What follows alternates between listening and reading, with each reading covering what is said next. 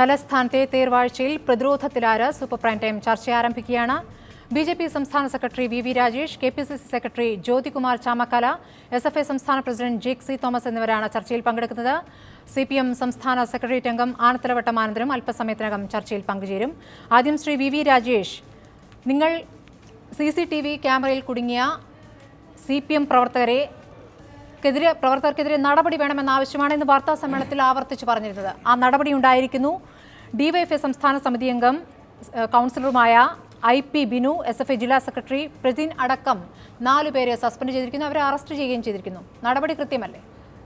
ഞങ്ങളുടെ അത് മാത്രമായിരുന്നല്ലോ ആവശ്യം. ശ്രീ പിണറായി വിജയൻ അദ്ദേഹം BJPയുടെ സംസ്ഥാന കമ്മിറ്റി ഓഫീസ് സന്ദർശിക്കണം, കേരള മുഖ്യമന്ത്രി. അദ്ദേഹം മറുപടി പറയണം. അദ്ദേഹം ഇന്നലെ BJP ഓഫീസ് അക്രമം ഏറ്റവും പ്രധാനപ്പെട്ട വിഷയമാണ്. കൂടാതെ തന്നെ ഞങ്ങളിന്ന് രാവിലെ ഒരു 10 മണി 9 മണി 10 മണിക്ക് ആരംഭിച്ചിട്ട് വൈകുന്നേരം 6:30 മണിക്കും കഴിഞ്ഞിട്ടില്ല. ഇന്നലെ തകർക്കപ്പെട്ട BJP പ്രവർത്തകരുടെ വീടുകൾ സന്ദർശിച്ചിട്ട് ആറ്റുകാൽ വാർഡ് കൗൺസിലർ ബീനയുടെ കുട്ടി 11 വയസ്സുള്ള പെൺകുട്ടി ഞാൻ ചെന്ന് നെറ്റിയിൽ കൈ വയ്ക്കുമ്പോൾ പേടിച്ച് പൊള്ളുകയാണ്. ഇന്നലെ രാത്രി 9:30 മണിക്ക് ബീനയുടെ വീട് ഭീകരമായിട്ട് ആക്രമിച്ചപ്പോൾ ആ കുട്ടി പേടിച്ച് പനി പിടിച്ച് തളർന്ന് കിടക്കുക. വളരെ പരിതാപകരമാണ് അവസ്ഥ. പക്ഷേ ഒരു ഈശ്വരൻ്റെ കയ്യൊപ്പ് പോലെ DYFIയുടെ സംസ്ഥാന കമ്മിറ്റി അംഗം കോർപ്പറേഷനിൽ അറിയപ്പെടുന്ന കൗൺസിലർ കൂടിയായിട്ടുള്ള IP ബിനു CCTV ക്യാമറയിൽ കുടുങ്ങി. അതുകൊണ്ട് CPM ഇനി പണ്ടത്തെ പോലെ RSSകാർ തന്നെയാണ് നടത്തിയത് അക്രമം പറയാൻ സാധിക്കില്ല. ശ്രീ പിണറായി വിജയൻ നേരിട്ട് ഇടപെട്ടിട്ട് ഇതിനൊരു പരിഹാരം ഉണ്ടാക്കണം. അല്ലെങ്കിൽ ഈ കേരളത്തിൽ ജനങ്ങൾ മുഴുവൻ ആശങ്കയിലാണ്. ഈ വാർത്താ സമ്മേളനത്തിൽ ഇങ്ങനെ ഒരു കുട്ടിക്ക് പനി പിടിച്ചു, കുട്ടി പേടിച്ചിരിക്കുന്നു ഈ അക്രമത്തിൽ എന്നുള്ള കാര്യങ്ങളൊന്നും പ്രധാനപ്പെട്ട വിഷയമായതുകൊണ്ടാണ് പറയുന്നത്. കെ സുരേന്ദ്രൻ ഉന്നയിച്ചു കണ്ടില്ല.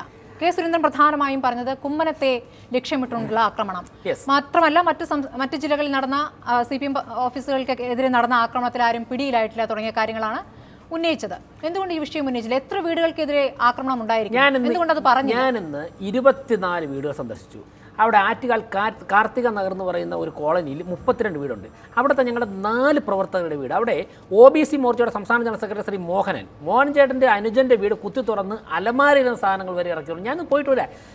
ചെറിയൊരു വഴിയാണ്, നടന്നു പോകാനുള്ള വഴിയുള്ളൂ. ഞാൻ ചെന്നപ്പോൾ തുടക്കം മുതൽ ഒടുക്കം വരെ അമ്മമാർ, സാധാരണക്കാരായ സ്ത്രീകൾ കാത്തു നിൽക്കുക പരാതി. ഇത്രയും പ്രധാനപ്പെട്ട ഈ അവസ്ഥകളൊന്നും വാർത്താ സമ്മേളനത്തിൽ ഉന്നയിച്ചില്ല. സ്മൃതി, വാർത്താ സമ്മേളനത്തിൽ ഉന്നയിക്കുമെന്ന് പറഞ്ഞാൽ 15 20 മിനിറ്റ് അല്ലെങ്കിൽ അരമണിക്കൂർ നീണ്ടു നിൽക്കുന്ന ഒരു വാർത്താ സമ്മേളനം ഞങ്ങൾ ചോദിക്കുമ്പോൾ ഞങ്ങൾ ആ വാർത്താ സമ്മേളനത്തിൽ പറയുന്ന എല്ലാ കാര്യങ്ങളും തന്നെ നിങ്ങൾ ടെലികാസ്റ്റ് ചെയ്യാറില്ല. നിങ്ങൾ മാധ്യമപ്രവർത്തകർ ഓരോ മാധ്യമങ്ങൾക്കും ആവശ്യമായിട്ടുള്ള പോയിന്റ് വാർത്തയിൽ കൊടുക്കുന്ന വാർത്താ സമ്മേളനം മുഴുവൻ ഇരുന്ന് കണ്ട ആളാണ്. വാർത്താ സമ്മേളനം കെ സുരേന്ദ്രൻ വാർത്താ സമ്മേളനം മുഴുവൻ ഇരുന്ന് MD രമേശ് വാർത്താ സമ്മേളനം നടത്തിയല്ലോ. ശ്രീ V മുരളീധരൻ മാധ്യമങ്ങളെ കണ്ടല്ലോ. ഓരോരുത്തരും വേറെ വിഷയങ്ങളല്ല.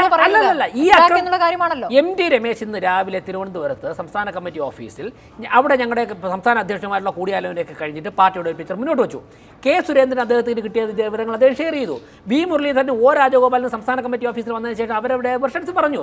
ഇന്ന് ഞാൻ പറഞ്ഞത് ഒരു പക്ഷേ സുരേന്ദ്രൻ കോഴിക്കോട് നിന്ന് സുരേന്ദ്രൻ ബീനയുടെ ആറ്റുകാൽ വന്ന് മകളുടെ നെറ്റിയിൽ കൈവച്ച് നോക്കണം എന്ന് പറഞ്ഞ് ഞാനൊന്ന് പോയി. അത് ഞാൻ ഒരു അനുഭവം പറഞ്ഞപ്പോഴേക്കും ഞാനത് പറഞ്ഞു. ഇങ്ങനെ നിരവധി നമ്മുടെ അപ്പീൽ കമ്മിറ്റി ചെയർപേഴ്സൺ സിമി ജോസിന്റെ വീട്ടിൽ ഞാൻ പോയി. നിങ്ങൾ പ്രധാനമായും ഉന്നയിച്ച ആവശ്യത്തിൽ നടപടി ഉണ്ടായിരിക്കുന്നു. ഈ പ്രവർത്തകർക്കെതിരെ നടപടി ആവശ്യം മുഖ്യമന്ത്രി BJP സംസ്ഥാന കമ്മിറ്റി ഓഫീസ് സന്ദർശിക്കണം. വേറൊന്നുണ്ട്. കണ്ണൂരിൽ നടക്കുന്ന ആക്രമണങ്ങളിൽ കണ്ണൂരിൽ CPM തിരിച്ചും അങ്ങോട്ടും ഇങ്ങോട്ടും ആക്രമണം ഉണ്ടാകുന്നുണ്ടല്ലോ. CPM പ്രവർത്തകരുടെ വീട് ആഭ്യന്തരമന്ത്രി രാജ്നാഥ് സിംഗ് സന്ദർശിച്ചല്ലോ. കണ്ണൂർ CPM പ്രവർത്തകരുടെ വീട് ഞാനത് മറുപടി പറയാം. DYFIയുടെ സംസ്ഥാന കമ്മിറ്റി അംഗം BJP ഓഫീസ് തല്ലിത്തറക്കുകയും BJP സംസ്ഥാന അധ്യക്ഷനെ വധിക്കുവാൻ വേണ്ടി വെല്ലുവിളിച്ചിരിക്കുകയും ചെയ്യുന്ന CCTV ദൃശ്യങ്ങൾ തെളിവായിട്ട് കാണിച്ചിട്ടാണ് ഞങ്ങൾ പറയുന്നത്. ഞാൻ വേറൊന്ന് പറയാം. മണക്കാട് ജംഗ്ഷനിൽ ചാല വാർഡ് കൗൺസിലർ SKP രമേശിൻ്റെ വീട് സ്മൃതി നോക്കണം. സ്മൃതി 3 നിലയുള്ള വീടാ. താഴെ അച്ഛനും അമ്മയും മറ്റു 2 നിലകളിൽ ഇവർ താമസിക്കുന്നത്. ഈ 3 നിലകളിലും കയറി ഇറങ്ങി 75 പേർ വന്ന് രമേശിൻ്റെ വീട് തല്ലിയത്. വളരെ വലിയൊരു TV, ഒരു 1 ലക്ഷം രൂപയ്ക്ക് വേഷം വിലവിടുന്ന TV പുറത്തുനിന്ന് കല്ലെറിഞ്ഞ് തറഞ്ഞ് 3 നിലകളിലും കയറി ഇറങ്ങി അടിച്ചിരിക്കുക. ഏകദേശം ഒരു 200 പേർ കാവൽ നിന്ന് കൊടുക്കുക. SFI സംസ്ഥാന പ്രസിഡന്റാണ് ജെ.സി തോമസ്. SFIയുടെ ജില്ലാ സെക്രട്ടറി പ്രതിനടക്കമാണ് ഇന്ന് അറസ്റ്റിലായിരിക്കുന്നത്. എന്താണ് നിങ്ങളുടെ നടപടി? ഇല്ല, അക്കാര്യത്തിൽ CPMന്റെ സംസ്ഥാന സെക്രട്ടറി സഖാവ് കോടിയേരി ബാലകൃഷ്ണൻ തന്നെ BJP സംസ്ഥാന കമ്മിറ്റി ഓഫീസിന് നേരെയുള്ള അക്രമം നിർഭാഗ്യകരവും അപലപനീയവുമാണെന്ന് അർത്ഥശങ്കകൾക്കിടയില്ലാത്തവണ്ണം വ്യക്തമാക്കിയിട്ടുണ്ട്. ആ നിലപാട് തന്നെയാണ് ഞങ്ങൾക്കും ഈ വിഷയത്തിലുള്ളത്. അക്കാര്യത്തിൽ പ്രകോപനത്തിൽപ്പെട്ടവർക്കെതിരെ നടപടി ഉണ്ടാകുമെന്ന് കൂടി കോടിയേരി പറഞ്ഞു. ആ നടപടി കോടിയേരി പ്രഖ്യാപിക്കുകയും ചെയ്തു. SFIയുടെ നടപടി എന്താണ്? SFIയും അതേ രീതിയിൽ തന്നെ ഞങ്ങളുടെ കമ്മിറ്റി ആലോചിച്ച് തന്നെ ഞങ്ങളുടെ സംസ്ഥാന സമിതി അംഗം കൂടിയാണ് പ്രതിൻ സാജി കൃഷ്ണ, തിരുവനന്തപുരം ജില്ലാ സെക്രട്ടറി. ഞങ്ങളുടെ സംസ്ഥാന സമിതി ആലോചിച്ച് തന്നെ അക്കാര്യത്തിൽ മാതൃകാപരമായ നടപടി ഉണ്ടാകും എന്ന കാര്യത്തിൽ ജില്ലാ സെക്രട്ടറി സ്ഥാനത്ത് ഇനി പ്രതിൻ തുടരാമോ ജേക്ക്? CPM ആ നടപടിയിലേക്ക് പെട്ടെന്ന് കടന്നിരിക്കുന്നു. ഈ ക്യാമറയിൽ കുടുങ്ങിയവർക്കെതിരെ പെട്ടെന്ന് നടപടിയിലേക്ക് കടന്നിരിക്കുന്നു. അദ്ദേഹം വാർത്താ സമ്മേളനത്തിൽ വളരെ ദീർഘമായി അങ്ങോട്ട് നടന്ന ആക്രമണവും തിരിച്ചു ചെയ്തവർക്കുള്ള നടപടിയും കൃത്യമായി വിശദീകരിക്കുന്നു. എന്തുകൊണ്ട് ഇക്കാര്യത്തിൽ ഇനിയും ഒരു ആലോചന, ഇനിയൊരു ചർച്ചയ്ക്കുള്ള സമയം അത് തേടുന്നത് എന്തുകൊണ്ടാണ്? അതിൽ ഏറ്റവും പ്രയാസകരമായി ഇന്ന് SFIക്ക് സംഭവിച്ചത് ഞങ്ങളുടെ സംസ്ഥാന കമ്മിറ്റി ഓഫീസിന് നേരെ തന്നെ ആക്രമണം നടക്കപ്പെടുന്ന സ്ഥിതിയുണ്ടായി. അതിൻ്റെ പ്രതിഷേധത്തിൻ്റെ ഭാഗമായി എല്ലാ ജില്ലകളിലുമായി ഞങ്ങളുടെ SFIയുടെ സംസ്ഥാന നേതാക്കന്മാർ മുഴുവൻ കേരളത്തിലെ 14 ജില്ലകളിലുമായി അതിൻ്റെ പ്രതിഷേധ പരിപാടികളിലായിരുന്നു. അതുകൊണ്ടാണ് അക്കാര്യത്തിലൊരു താമസം നേരിടുന്നത്. പക്ഷേ ഇത് കഴിഞ്ഞാൽ ഏറ്റവും അടിയന്തരമായി ഞങ്ങളുടെ കമ്മിറ്റി കൂടി തന്നെ ഞങ്ങൾ ഇക്കാര്യത്തിൽ വളരെ മാതൃകാപരമായ നടപടി സമൂഹത്തിന് മാതൃകയാക്കാൻ വേണ്ടി കഴിയുന്ന ദൃശ്യങ്ങളിൽ നിന്ന് വ്യക്തമായ നിലയ്ക്ക് എന്ത് നടപടിയിലേക്ക് കടക്കുമെന്നാണ് താങ്കൾ പറയുന്നത്? അദ്ദേഹത്തെ പുറത്താക്കുമെന്നാണോ? ഇല്ല, ഞാൻ പറഞ്ഞല്ലോ, ഞങ്ങളുടെ സംഘടനാ തീരുമാനം അത് എടുക്കുന്ന രീതി അത് മാതൃഭൂമി ചാനലിൽ ചർച്ചയിൽ വന്ന് മുഴുവൻ ഇവിടെ ഇരുന്ന് ക്രോഡീകരിച്ച് പറയുന്നതിന് എനിക്ക് സ്വാഭാവികമായി ബുദ്ധിമുട്ടുണ്ടാവും. ഞങ്ങളുടെ കമ്മിറ്റി കൂടി ആലോചിച്ച് അക്കാര്യത്തിൽ മാതൃകാപരമായ നടപടി ഉണ്ടാകുമെന്ന ഉറപ്പാണ് ഇപ്പോൾ തെറ്റാണ്. പ്രതിൻ ഇതിൽ കുറ്റവാളിയാണ് എന്ന് കൃത്യമായി തെളിഞ്ഞിരിക്കുന്നു. അത് സമ്മതിക്കാമല്ലോ. അർത്ഥശങ്കകൾക്കിടയില്ലാത്തവണ്ണം സഖാവ് കോടിയേരി തന്നെ അക്കാര്യം പ്രസ്താവിച്ചു കഴിഞ്ഞല്ലോ. ആക്രമത്തിൽ പങ്കെടുത്ത മുഴുവൻ ആളുകളും ചെയ്തത് മാതൃകാപരമല്ലാത്ത അപലപനീയമായ മാർഗമാണ് എന്നത് CPIMന്റെ സംസ്ഥാന സെക്രട്ടറി തന്നെ പ്രസ്താവിച്ചു കഴിഞ്ഞിരിക്കുന്നു. പക്ഷേ കോടിയേരി ഇതിനു മുമ്പ് നടന്ന ആക്രമണങ്ങളിലും പറഞ്ഞിട്ടുണ്ട് പ്രകോപനങ്ങളിൽ പെടരുത്, പ്രകോപനം നടത്താൻ തുടർച്ചയായി BJP ശ്രമിക്കുകയാണ്, അതിൽ പെട്ടുപോകരുത് എന്ന് ആവർത്തിച്ച് പാർട്ടി സെക്രട്ടറി പറഞ്ഞിട്ടും എന്തുകൊണ്ടാണ് നിങ്ങളുടെ പ്രവർത്തകർക്ക് അത് മനസ്സിലാവാത്തത്? അല്ല, അക്കാര്യത്തിൽ CPIMനെ സംബന്ധിച്ചുള്ള നിലപാട് പറയേണ്ടത് സഖാവ് ആനത്തലവട്ടം ഈ ചർച്ചയിൽ പങ്കെടുക്കുമെന്നാണ് കരുതുന്നത്. അദ്ദേഹം അത് സൂചിപ്പിക്കുമെന്ന് കരുതുന്നത്. ഇത് ആവർത്തിച്ച് പിന്നെ നിങ്ങൾ ചോദിച്ച ചോദ്യത്തിന്റെ മറുപടിയിലേക്ക് ഞാൻ വരാം. എന്തുകൊണ്ട് ഇപ്പോൾ SFIയുടെ പ്രവർത്തകർ അല്ലെങ്കിൽ DYFIയുടെ പ്രവർത്തകർ പരമാവധി ശ്രീമതി സ്മൃതി നിങ്ങൾ ഓർക്കുമെന്ന് തന്നെയാണ് ഞാൻ കരുതുന്നത്.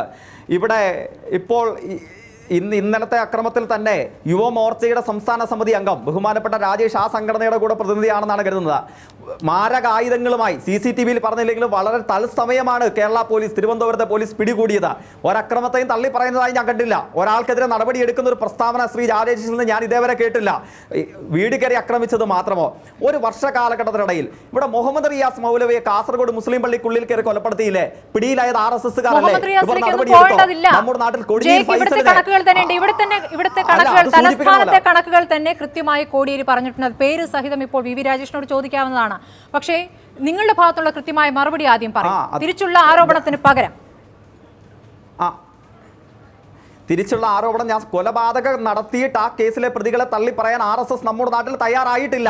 ആ ഘട്ടത്തിലാണ് ഞങ്ങൾ വളരെ മാതൃകാപരമായി ഒരു പ്രവർത്തകർ ഒരു തെറ്റ് കാണിച്ചപ്പോൾ ആ തെറ്റിനെ സമൂഹത്തിന് മുമ്പിൽ തിരുത്താൻ വേണ്ടി കേരളത്തിലെ ഇടതുപക്ഷവും CPIയും SFIയും തയ്യാറാവുന്നത്. ആ ഘട്ടത്തിലാണ് ഇവിടെ എന്തുകൊണ്ടാണ് തിരുവനന്തപുരത്തെ തെരഞ്ഞെടുത്തത്? നടപടിയെടുക്കുക ഗത്യന്തരമില്ലാതെയാണ് നടപടിയെടുത്തത്. ഇത് മൂന്നാമത്തെ ആക്രമണമാണ്. BJPയുടെ രാജ്യം ഭരിക്കുന്ന പാർട്ടിയുടെ സംസ്ഥാനത്തെ പ്രധാനപ്പെട്ട ഓഫീസിന് നേരെ നടക്കുന്ന മൂന്നാമത്തെ ആക്രമണം. മുഖ്യമന്ത്രി ഈ ഘട്ടം വരെ പ്രതികരിച്ചിട്ടില്ല. അവർ പറയുന്നതിലും കാര്യമുണ്ട്. ഞാൻ സ്മൃതി ഞാൻ ഒറ്റ കാര്യം ചോദിക്കാം. മൂന്നാമത്തെ ആക്രമണം നിങ്ങൾ സൂചിപ്പിച്ചു, അതിൽ തന്നെ അതിന് മറുപടിയുണ്ട്. ഇതിന് തൊട്ട് മുമ്പ് ആക്രമണം നടന്നു. എന്തുകൊണ്ട് ഇവരുടെ CCTV ദൃശ്യങ്ങൾ വെളിയിൽ വിടാൻ ഇവർ തയ്യാറായില്ല? ആക്രമണം നടക്കുന്നതിന് അരമണിക്കൂർ മുമ്പ് തന്നെ തിരുവനന്തപുരം ജില്ലയിൽ RSSന്റെ പ്രധാനപ്പെട്ട നേതാവ് ഫേസ്ബുക്കിൽ പോസ്റ്റ് ഇട്ടു. തിരുവനന്തപുരം ജില്ലാ കമ്മിറ്റി ഓഫീസിന് നേരെ ആക്രമണം നടത്തിയിരിക്കുന്നു, പ്രതിഷേധാർഹമാണ്. പിന്നീടാണ് ആ ക്യാമറ വെച്ചത്, അന്നില്ല. BJP ജില്ലാ കമ്മിറ്റി ഓഫീസിന് നേരെ ബോംബേറുണ്ടായപ്പോൾ ശ്രീമതി സ്മൃതി അതല്ല, തിരുവനന്തപുരം BJP ജില്ലാ കമ്മിറ്റി ഓഫീസിന് നേരെ ബോംബേറുണ്ടായ ഘട്ടം നിങ്ങൾ ഓർക്കുന്നുണ്ടാവില്ലേ? സഖാവ് സീതാറാം യെച്ചൂരിക്ക് നേരെ AKG ഭവനിൽ അക്രമം ഉണ്ടായ ദിവസം അന്ന് ഇതേ മാതൃകയിൽ തിരുവനന്തപുരം BJP ജില്ലാ കമ്മിറ്റി ഓഫീസ് ആക്രമിക്കപ്പെടുന്നതിന് അരമണിക്കൂർ മുമ്പ് RSSന്റെ പ്രവർത്തകൻ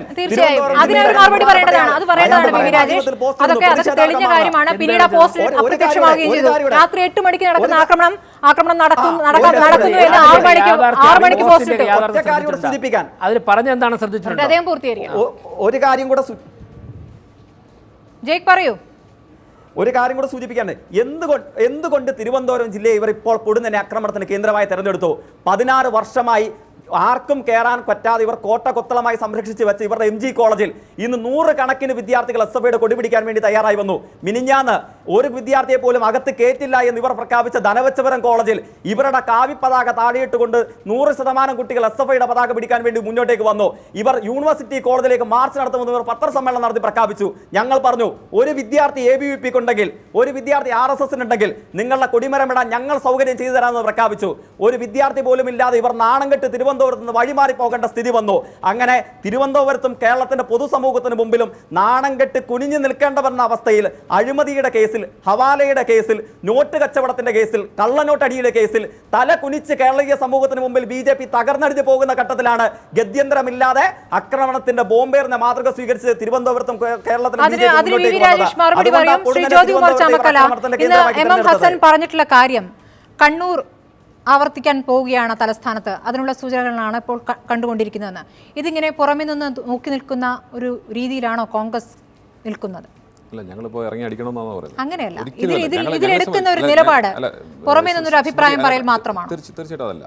ഇതിനകത്ത് മുൻകാലങ്ങളിലും കണ്ണൂരിൽ ഇത്തരം വിഷയം ഉണ്ടായപ്പോൾ പോലും അവിടെ ശാന്തിയാത്ര നടത്താനും അവിടുത്തെ പ്രദേശവാസികളെ കൊണ്ടുവരാനും അവിടുത്തെ ആഭ്യന്തരമന്ത്രിയായിരുന്ന രമേശ് ചെന്നിത്തല തന്നെ അവിടെ മുൻകൈ എടുത്ത് അവിടെ സമാധാനം പുനഃസ്ഥാപിക്കുന്നതിനുമൊക്കെ നേതൃത്വം വഹിച്ചിട്ടുണ്ട്. ഞങ്ങളുടെ ഭരണത്തിലുള്ളപ്പോഴും പ്രതിപക്ഷത്തിരിക്കുമ്പോഴും ഒക്കെ ഞങ്ങൾ ഈ ഇത്തരം അക്രമത്തിനെതിരായിട്ട് പ്രതിഷേധം നടത്തിയിട്ടുണ്ട്. പൊതുജന സമൂഹത്തിൽ ഈ വിഷയങ്ങൾ അവതരിപ്പിച്ചിട്ടുണ്ട്. അവരുടെ ശ്രദ്ധ കിട്ടുമാറ് പ്രചാരണങ്ങൾ നടത്തിയിട്ടുണ്ട്. ഇവിടെ തിരുവനന്തപുരത്ത് ഇന്നലെ ഉണ്ടായ ആക്രമണത്തെ സംബന്ധിച്ച് നമ്മളിങ്ങനെ ചെറുതായി കണ്ടിട്ട് കാര്യമില്ല. ഇപ്പോൾ നേരെ നമ്മൾ ചർച്ച ആരംഭിച്ചത് തന്നെ രാജേഷ് അവിടെ വിക്ടിംസിന് എന്തൊക്കെ സംഭവിച്ചു എന്നതിനെക്കുറിച്ചാണ്. ഇതിൻ്റെ കാര്യകാരണങ്ങളെക്കുറിച്ച് അവർ രണ്ടുപേരും പറയുന്നില്ല. MG കോളേജിലെ സംഭവമായാലും ഐരാണിമുട്ടം ഹോമിയോ കോളേജിലെ വിഷയമായാലും അത്തരം വിഷയങ്ങളെ സംബന്ധിച്ച് ചർച്ച ചെയ്യുമ്പോൾ അവിടെ ഉണ്ടായ കാര്യങ്ങൾ എന്താണ്? SFIയും ABVPയും തമ്മിൽ ചെറിയ വിഷയങ്ങൾ ഉണ്ടായിട്ടുണ്ട്. അത് പരിഹരിക്കപ്പെടണം. അതിന് തർക്കമൊന്നുമില്ല. പരിഹരിച്ചു എന്നാണ് ഞാൻ മനസ്സിലാക്കുന്നത്. ഇന്നലെ പോലീസ് വിളിച്ചുകൂട്ടി അല്ലെങ്കിൽ ജില്ലാ ഭരണാധികാരികൾ വിളിച്ചുകൂട്ടിയതിന് ശേഷമാണ് ജില്ലയിലെ കേരളത്തിലെ എല്ലാ ക്യാമ്പസിലും, പ്രത്യേകിച്ച് തിരുവനന്തപുരം ജില്ലയിലെ എല്ലാ ക്യാമ്പസിൽ നിന്നും കൊടിമരങ്ങൾ നീക്കാൻ തീരുമാനിച്ചത്. അതുമായി ബന്ധപ്പെട്ട് ഐരാണിമുട്ടം ഹോമിയോ മെഡിക്കൽ കോളേജിൽ നടന്ന വിഷയവുമായി ബന്ധപ്പെട്ട് അവിടെ ABVP SFIയുടെ കൊടിയെടുത്തു എന്ന് പറയുന്നു, SFI തിരിച്ചടിച്ചു എന്ന് പറയുന്നു, പോസ്റ്റർ ഇറക്കിയെന്ന് പറഞ്ഞു, മറു പോസ്റ്റർ ഇറക്കിയെന്ന് പറയുന്നു, തമ്മിൽ തർക്കമുണ്ടായെന്ന് പറയുന്നു, അടി നടന്നു പറയുന്നു. അതെന്തോ ആയിക്കോട്ടെ, അത് അവിടെ അവസാനിക്കേണ്ട വിഷയമാണ്. സ്റ്റുഡൻസിനെ സംബന്ധിച്ചുള്ള, വിദ്യാർത്ഥികളെ സംബന്ധിച്ചുള്ള സമരവും സമരരീതിയും അക്രമവും ഒക്കെ അവിടെ അവസാനിപ്പിക്കണം. അതിന് പകരമായി ഇന്നലെ വൈകുന്നേരം മുതൽ മണക്കാട്, അതുപോലെ ഐരാണിമുട്ടം, കളിപ്പാൻകുളം മേഖലയിലെ കൗൺസിലർമാരുടെ വീടുകളിലേക്ക് പോവുക, CITUവിൻ്റെ നേതാവിനെ അടിക്കുക, DYFയുടെ നേതാവിനെ അടിക്കുക, സുന്ദറിൻ്റെ വീടടിക്കുക, BJP നേതാക്കളുടെ വീടടിക്കുക. അപ്പോൾ അത് കൈവിട്ട് കൗൺസിലർമാരുടെ വീടുകളിലേക്കും ഒന്നടിച്ചാൽ തിരിച്ചൊന്നടിക്കുന്ന രീതിയിലേക്ക് പോയി സംസ്ഥാനത്ത് തലസ്ഥാന നഗരിയിൽ സംഘർഷാവസ്ഥ ഉണ്ടാക്കി. ഈ ആ സംഘർഷാവസ്ഥ ആ മേഖലയിൽ മാത്രമല്ല നിന്നത്. നമ്മൾ വളരെ ആസൂത്രണമായി ആലോചിക്കേണ്ട കാര്യമുണ്ട്. അത് പിന്നീട് IP ബിനുവിൻ്റെ വീട് ആക്രമിക്കുന്നതിലേക്ക് വന്നു. അതിനുശേഷം CPMൻ്റെ BJPയുടെ സംസ്ഥാന കമ്മിറ്റി ഓഫീസിൽ ആക്രമിക്കുന്നതിലേക്ക് എത്തി. അതിനുശേഷം കോടിയേരി ബാലകൃഷ്ണൻ്റെ മകൻ്റെ വീട് ആക്രമിക്കുന്നതിലേക്ക് എത്തി. അപ്പോൾ ഇതിനകത്ത് ഒരു ഗൂഢാലോചനയുണ്ട്. അത് ഈ രണ്ട് പാർട്ടികളും ഇക്കാര്യത്തിൽ സന്തോഷവാന്മാരാണ് ഈ വിഷയത്തിൽ. കാരണം ഒരു ഭാഗത്ത് BJP ശ്രീ VV രാജേഷ് ഉൾപ്പെടെയുള്ളവരെ പല ചർച്ചയ്ക്കും വിളിച്ചിട്ട് വരാത്തതാണ്. BJPയുടെ കോഴ വിവാദവുമായി, മെഡിക്കൽ കോളേജ് കോഴ വിവാദവുമായി, കോടികളുടെ കോഴ വിവാദവുമായി ബന്ധപ്പെട്ട് ഒരു ചർച്ചയ്ക്ക് പോലും ഇവരാരും വന്നിട്ടില്ല. ഇവർ മാധ്യമങ്ങളിൽ നിന്ന് മാറിയുന്നവരാണ്. മറുഭാഗത്ത് ഇന്നലെ ഉണ്ടായിരിക്കുന്ന വിഷയങ്ങൾ, ഇപ്പോൾ കാട്ടാക്കട താലൂക്കിലും നെയ്യാറ്റിൻകര താലൂക്കിലും നിരോധനാജ്ഞ ഓൾറെഡി ഉണ്ട്. അത്തരത്തിൽ 144 പ്രഖ്യാപിച്ചത് അവിടെ വിൻസെന്റിനെ പോലീസ് കസ്റ്റഡിയിൽ എടുത്തുകൊണ്ടാണ്. വിൻസെന്റിനെ പോലീസ് കസ്റ്റഡിയിൽ എടുത്തതിനെതിരെയുള്ള ജനരോഷം അവിടെ ഉണ്ടെന്നുള്ള എല്ലാവർക്കും അറിയാം. അത് വളരെ പ്രകടവുമാണ്. ആ ജനരോഷം അട്ടിമറിക്കാനാണ് അവിടെ CPMൻ്റെ നേതൃത്വത്തിൽ അവിടെ കോൺഗ്രസിൻ്റെ സമാധാനപരമായി നടത്തിയിരുന്ന സമര പദ്ധതിയിലേക്ക് അടിയും അക്രമവും നടത്തി ആ ജില്ലകളിൽ ഹർത്താൽ 144 പ്രഖ്യാപിച്ചത്. അതിനുശേഷമാണ് കോവളം കൊട്ടാരം കൊടുക്കുന്നതിനെ സംബന്ധിച്ച് നമുക്ക് വളരെ വ്യക്തമായിട്ട് അറിയാം. കോവളം കൊട്ടാരം കൊടുത്തിരിക്കുന്ന ആർക്കാണ്? CPMൻ്റെ നിയന്ത്രണത്തിലുള്ള ഒരു ബോഡിക്കാണെന്ന് പറഞ്ഞാൽ പോലും അത് തെറ്റില്ല. കാരണം CPMൻ്റെ ഉന്നതരായ നേതാക്കന്മാരുടെ മക്കളെല്ലാം ഈ കമ്പനിയുടെ ഭാഗമാണ്. ഈ രണ്ട് കൂട്ടരെ സംബന്ധിച്ചും പൊതുജനങ്ങളിൽ നിന്ന് ശ്രദ്ധ തിരിച്ചുവിടാൻ വേണ്ട വിഷയങ്ങൾ അവരുടെ മുമ്പിൽ നിൽക്കുന്നതുകൊണ്ട് തന്നെയാണ് ഈ അക്രമത്തെ അവർ പ്രോത്സാഹിപ്പിച്ചത്. പക്ഷേ ആ അക്രമം നേതാക്കൾക്ക് നേരെ തിരിഞ്ഞു എന്ന് കണ്ടപ്പോൾ സ്വിച്ച് ഓഫ് ചെയ്തതുപോലെ നിന്നു രണ്ട് സ്ഥലത്തും. BJPയുടെ സംസ്ഥാന കമ്മിറ്റി ഓഫീസിന് നേരെയും കോടിയേരി ബാലകൃഷ്ണന്റെ മകന് നേരെയും അക്രമത്തിലേക്ക് പോയപ്പോൾ അവിടെ നിർത്തി. അതിനുശേഷം ഒരു അക്രമം ഉണ്ടായിട്ടില്ല. ശ്രീ VV രാജേഷ്, ഇപ്പോൾ താങ്കൾ ഇപ്പോൾ ചില പേരുകൾ, ചില വീടുകൾ പോയ കാര്യങ്ങളൊക്കെ എണ്ണി പറയുകയുണ്ടായി. അതുപോലെ തന്നെ കോടിയേരി എന്ന വാർത്താ സമ്മേളനത്തിൽ ചില പേരുകൾ എണ്ണി പറഞ്ഞിട്ടുണ്ട്.